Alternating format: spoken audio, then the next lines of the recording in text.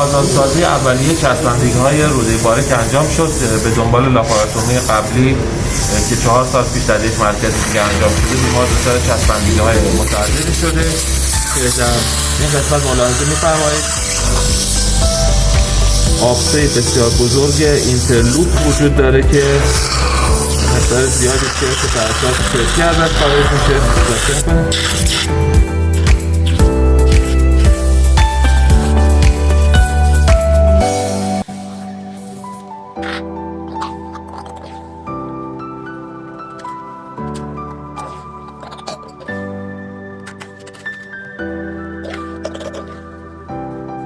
این مرحله جسم خارجی در ناحیه آبسه تا این لحظه که پیدا نشده. احتمال میدم که یک دایورتیکولیت کامپلیکه بوده که منجر به آبسه این قسمت شده. در این مرحله فقط درناژ رو انجام میدیم چون ادامه اکسپلور منجر به آسیب‌های شدید روده باریک و کولون میشه.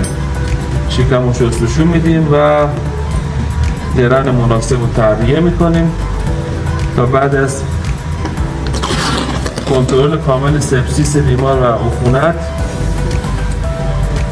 اقدامات بعدی براشون انجام بشه. متشکرم.